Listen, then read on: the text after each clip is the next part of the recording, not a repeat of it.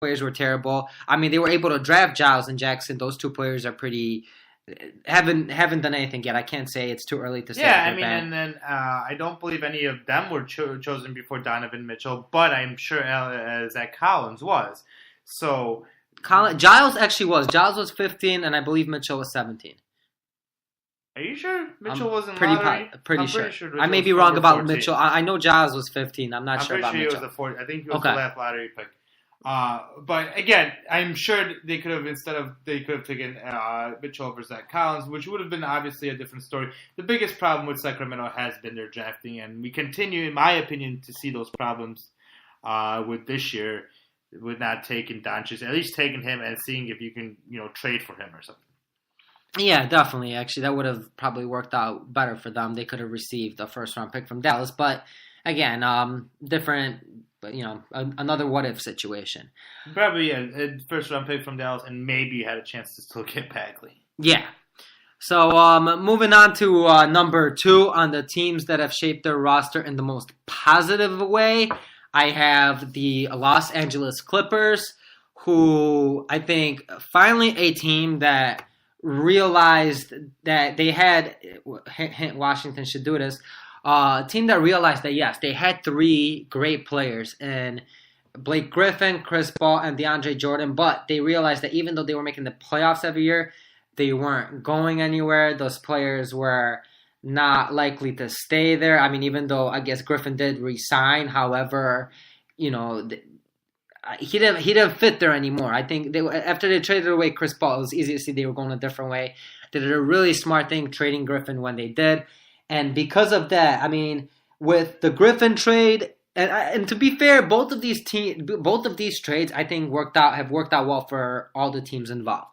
The trade with Detroit, where Detroit picked up Blake Griffin, who's playing really well for them this year. The Clippers were able to get Tobias Harris, who's obviously awesome in Los Angeles. But they also got Avery Bradley, Boban Marjanovic, who as of last week was number 1 in the league in PER. Obviously, for obvious reasons that he doesn't play a lot, but still a fun stat. And a 2018 first-round pick, which has ended up being Miles Bridges. We'll see how...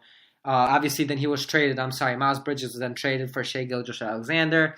So that's what that trade has turned out to be. A very solid return. And from the trade with the Houston Rockets, where the Rockets got Chris Paul, they were able. I mean, they landed a slew of players. It's about 7 players that they got in that deal. But 3 of those players were Patrick Beverley, Montrezl Harrell, and Lou Williams. And Montrezl Harrell and Lou Williams have been playing really well for the Clippers, really doing some good stuff for them. So that has become that. And yeah, I mean, those were. Oh, I'm sorry, one more. Danilo Gallinari, they were also able to get him in a sign and trade last year in 2017. So that's another player that was acquired. I mean, granted, a sign and trade, but nonetheless, they were able to get Danilo Gallinari through a trade. And I guess Gortat could be mentioned too last year. Yeah, and I think it's important to mention here that they made these trades. Now, maybe they didn't get all these young assets that maybe you would want in return, even though Shai Gilgeous-Alexander does really look like it's going to be a very talented NBA player. And, of course, Tobias Harris is really coming around.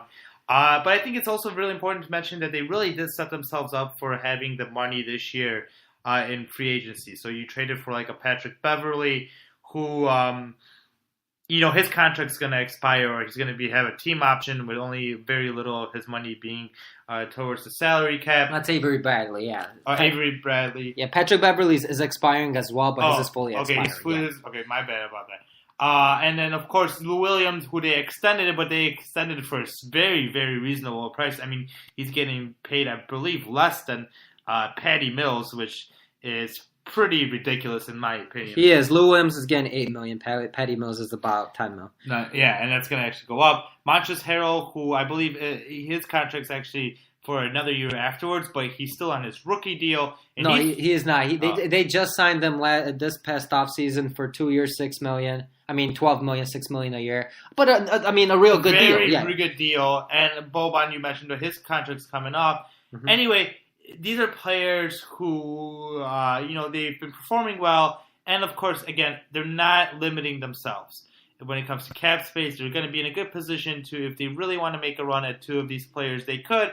Or at least getting a one cap space and still having Tobias Harris and the other players around, which would still be a very nice team. Yeah, I mean, with the way Tobias Harris is playing, they will more than likely do what they can to resign him. Good thing with Tobias Harris is that yes, you could resign him, and his cap hold is not as high as other players' cap holds might be. So with him there, his cap hold, Gallinari, you'll still be able to definitely sign one max player and maybe even get another solid rotational player for about $9 to $10 million. I would have to look more into that in terms of finances, but yes, they'll be able to set themselves up in a good way. They have, like you just mentioned, they have Harold there, they have Gilgeous-Alexander, and Lou Williams all under contract.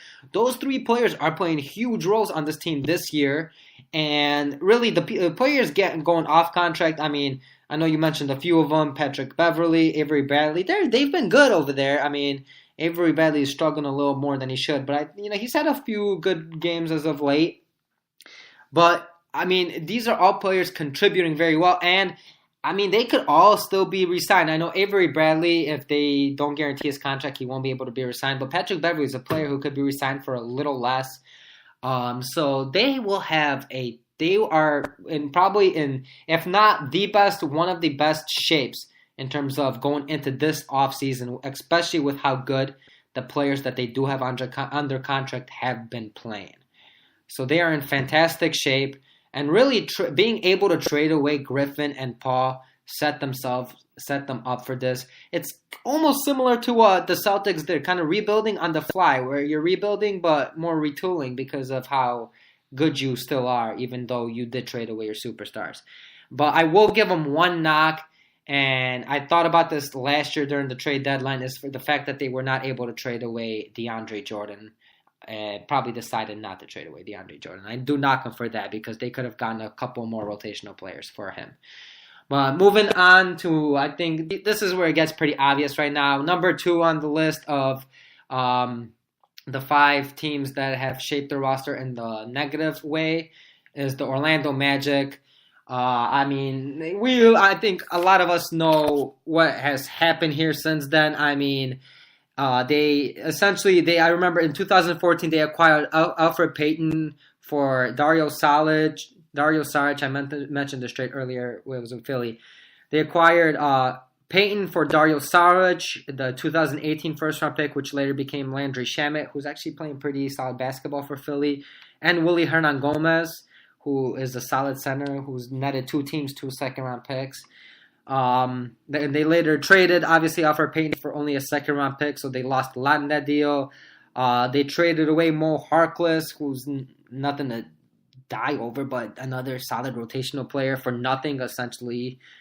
They traded away Tobias Harris, obviously, traded away Oladipo and Sabonis, who are playing some awesome basketball there in Indiana.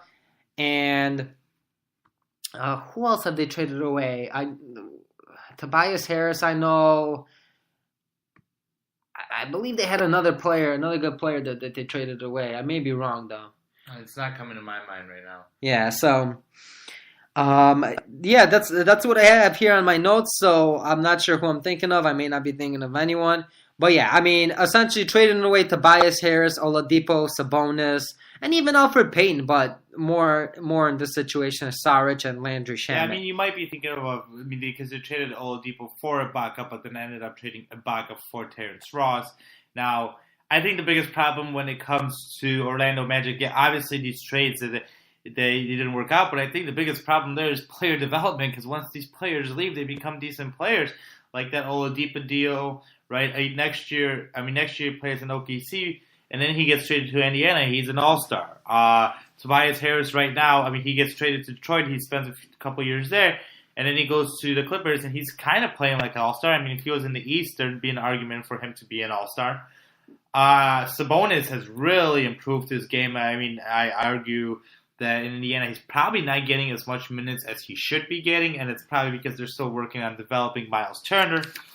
But these deals are, of course, really going to hinder the Orlando Magic, because imagine a lineup of, Tobias Harris and Oladipo in it. That's a pretty damn good lineup, right? That's a lineup that would be successful in the East, and I'm pretty sure Aaron Gordon would still be able to be there. Oh, yeah, I think Aaron Gordon would definitely still be there. So, I mean, just thinking about that is really like, this is a really bad team. Even you can say Elfrid Payton. Now, obviously, the amount of time he's played in New Orleans so far has been very, very little because of injury. But the few games he played, small sample, but he was actually looking like an okay NBA player. So it really makes you question what happens when you go to Orlando. I mean, Ibaka's the same way. Now, when Ibaka was traded to the Raptors, he probably wasn't used correctly for a while. But now, as with Nick Nurse as the coach, he's like, oh, damn, this guy could actually play. Oh, damn, he still actually is a good defensive player. Yeah, and to your point, I wanted to quickly bring up to your point of Elfrid Payton. I mean, the fact that Orlando right away decided they weren't going to resign him, he's worth more than a second-round pick is what I'm saying. Now, you maybe weren't going to get more than a second-round pick for him, but that's why you should have held on to him. What hurt them in resigning him? It's not like they were able to go out and get another free agent. They weren't going to be over the luxury tax threshold, so it made no sense for them not to at least hold on to him for another year or two, give him a little more than this minimum, and that's it. So it's just another dumb decision, and like you said, obviously player development, that's pretty obvious how bad that's been. And we'll see what this core turns out to be now, but I don't think they got as young of a core as everyone thinks they do. I mean, beyond Aaron Gordon, yeah, they have Bamba and Isaac, who are both extremely raw players. We'll see how they turn out to be. But they have a lot to worry about over there in Orlando. I think for the foreseeable future, they got a decent amount to worry about. And especially because they're actually playing solid basketball. Now, the fact that Terrence Ross and Vucevic are playing so good, they'll probably both be able to net them. Ross, a pretty late first-round pick or a very high second-round pick. And Vucevic, probably a low lottery pick. So, I mean, maybe low lottery pick somewhere between 14 and 20, which is pretty good. So that's something that they do have going for them. Moving on to number one, obviously, I think everyone knows what's coming here. Yes, it is the Celtics. Obviously, that huge trade they made with Brooklyn back in 2013 that essentially has netted them Jason Tatum, Jaylen Brown, and Kyrie Irving. But speaking of the Kyrie Irving trade, I mean, that's a separate trade that we have to bring up and why Boston's on this list. They were able to get rid of Isaiah Thomas, who they picked up for essentially nothing as well. Another good trade. Being able to trade for Sacramento's first-round pick and Jason Tatum in return for essentially what is Markelle Fultz. Another fantastic trade. And another very good trade that's looking like has been good for them is Marcus Morris. Being able to acquire Marcus Morris for Avery Bradley. I mean, this trade was not a salary dump, but it was essentially they needed about to make $3 million on their roster. I'm sorry, they needed about $3 million cut off their salary cap due to the fact that they just had agreed to sign Gordon Hayward for a maximum contract. So they traded it away, Avery Bradley and his $8 million contract for Marcus Morris and his $5 million contract. But right now, Marcus Morris is a much better player than Avery Bradley is in Los Angeles.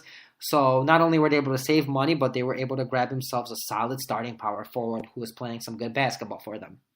Yeah, I mean, really, there's not much bad things you can say here. I will just do one little criticism of Boston. I do believe they made a mistake by not going a little bit further in when it came to Kawhi Leonard.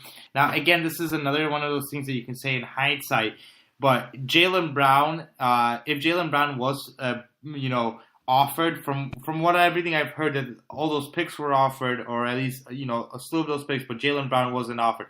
Now we are seeing what kind of happened with Jaylen Brown this year, and again, this is 1 year, and he's still a very young player. But I do believe adding a Kawhi Leonard to Boston would really, really make them a very great team. And the other thing it would do is it wouldn't turn Toronto into this really good team. Like, you would be for sure favorites if you had Kawhi Leonard on this team with Kyrie, with Tatum, with Horford, with Smart, or whatever.